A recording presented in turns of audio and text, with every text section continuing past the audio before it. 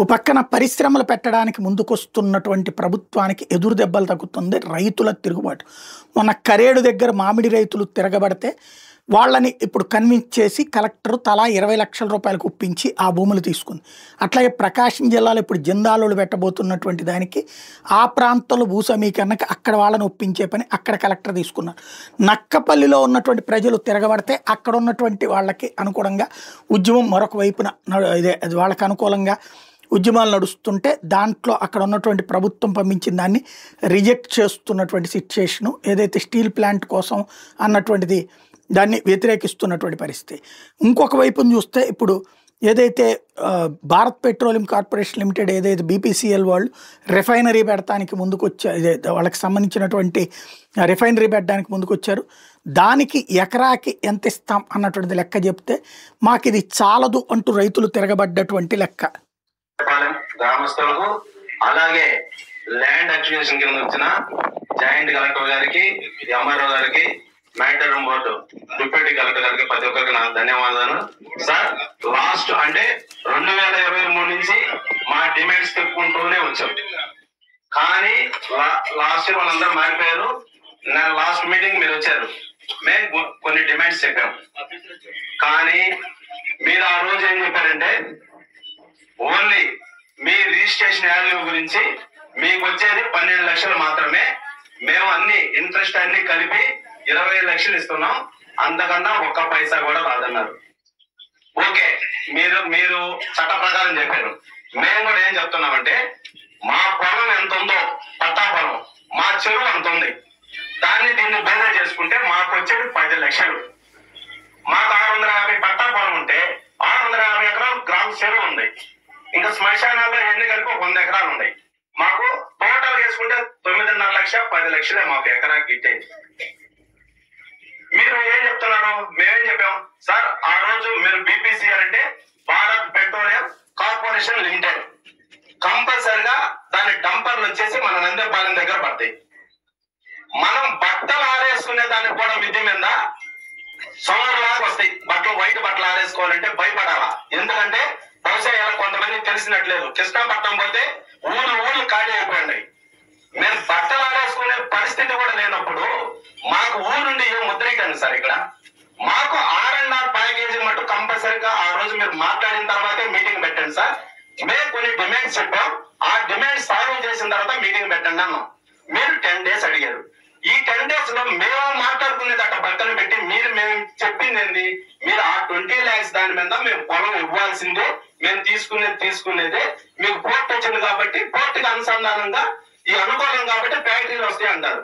ఫ్యాక్టరీలు వచ్చే మాట పక్కన పెట్టి మా బతుకు తెరువు మెయిన్ ఊరు, ఫస్ట్ ఊరు ఉండదు. ఇప్పుడు మీరు పొలం తీసుకున్నా మాకు 9.5 లక్ష. ప్రతి ఒక్కరు ఆలోచించండి, ఎందుకంటే మన చెరువు ఫ్రీగా పోద్ది వాళ్ళకి. 800 ఎకరం గవర్నమెంట్ ల్యాండ్, చెరువు 650 ఎకరం సార్ మా చెరువు. మీ శ్మశానాలు మందబయలు ఇవన్నీ కలుపుకుంటే ఒక 150 ఎకరం ఉంటుంది, 800 ఎకరం. మా పట్టా పొలం కూడా అంతే, మాకు వచ్చే 9.5 లక్ష. కాబట్టి ఆ రోజు చెప్పాం ఈ చెరువుకి ఈ జిల్లాలో సార్ ఏ ఊరైనా బొమ్మ పడిన శ్వాసలకు కూడా నీళ్ళు లేని రోజు మన చెన్నపాలెం నీళ్ళు ఉన్నాయి. 2 పంటలు పండించుకున్నాం, ఎవరైనా కట్టుకోండి. చెన్నపాలెం వడ్లంటే అంత డిమాండ్, ఎవరు పండపోయినా మాకు పండి ఉన్నాయి. కాబట్టి ఇలాంటి చెరువు ఈ జిల్లాలో మాదే ఫస్ట్. ఎందుకంటే డెల్టా నాన్ డెల్టాలో ఈ చెరువుకు మించిన చెరువు జిల్లాలో లేదు. ఒకసారి నీళ్లు పండకపోయినా మేము సొంతం డబ్బులు వేసుకొని గ్రామస్తులు సోన్సిన నీళ్ళు కూడా కాలం తెచ్చుకొని లాస్ట్ నీళ్లు కట్టేసుకొని పండించుకునేది. అదొకటి. మెయిన్ ఇక్కడ ఉండేది గొర్రెలు బర్రెలు. మీకు పొలం ఇస్తాం, పొలం ఇచ్చిన తర్వాత ఒక సంవత్సరం 1.5 సంవత్సరం కమ్ముగా ఉంటారు. తర్వాత ఆల్రెడీ పొలం ఇవ్వకుండానే ప్రైవేట్ వాటికి టెండర్లు ఇచ్చారు, డిజైనింగ్ తీసుకున్నారు. ఆల్రెడీ ఇలా చాలా మంది తెలదు, ఆల్రెడీ నోటిఫికేషన్ ఇచ్చారు డిజైన్ కి. గోడ ఎట్ట కట్టాలో ఈ మొత్తం పొలానికి ఊరు పక్కన పెట్టి గోడ కట్టేస్తారు. గోడ కట్టినప్పుడు ఈ నుండి ఏం ఉద్దరించాలి సార్? ఇక్కడ గొర్రె పాఠం లేదు, బరువు పాఠం లేదు, మొత్తం గేటు పెట్టాడు. మేము పోవాలన్నా కానీ మోడల్పేట అవతల కూడా సర్వే నెంబర్ ఉంది. మేము పోవాలన్నా కానీ ఆధార్ కార్డు చూపించే పరిస్థితి.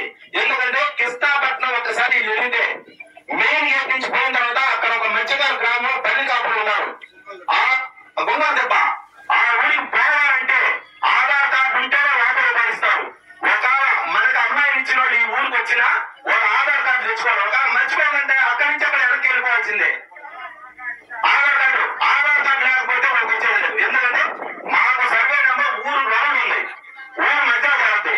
మూడు మీద దగ్గర టోకెట్ పెట్టారు చెక్ పోస్ట్. ఆ చెక్ పోస్ట్ కాడి నుంచి రావాలంటే మా ఊళ్ళో అయితే మా ఊళ్ళో కూడా మాది ఈ ఊళ్ళో నిరూపించుకోవాల్సిన రోజు వస్తుంది. ఎందుకంటే అక్కడ ఈ ఒక సంవత్సరం ఒక 6 నెలలు ఒక అతను ఉంటాడు సెక్యూరిటీ, ఇంకొక 6 నెలలు మాట్లాడు కంటిన్యూ తెలిసినాడంటే ఇది ఈ ఊళ్ళని తెలుస్తుంది.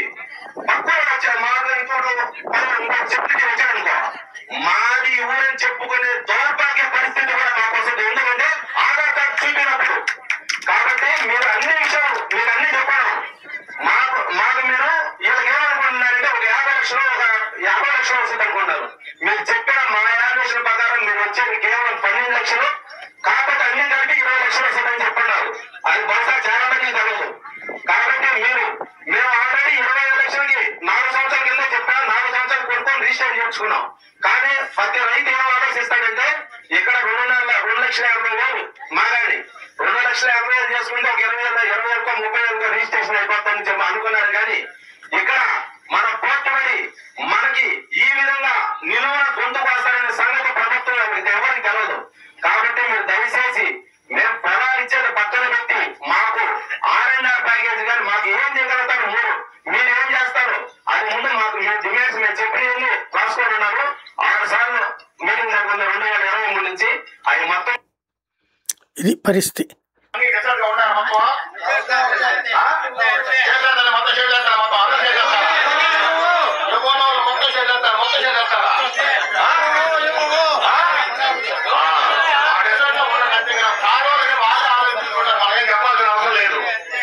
ఒకటే మాట డిస్టార్ట్ గా ఉంటది సార్. మీరు ఏం చెప్పినా 100 మంది మాట్లాడే ఇక్కడ జరిగేది అది. రైతులంతా ఒకటే తీరుగా మాట్లాడతారు.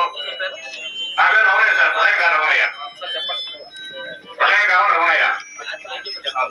మీరు చెప్పిన పాయింట్ ఈ డిస్టార్ట్ లో మా రైతు మొత్తం ఉంటారు.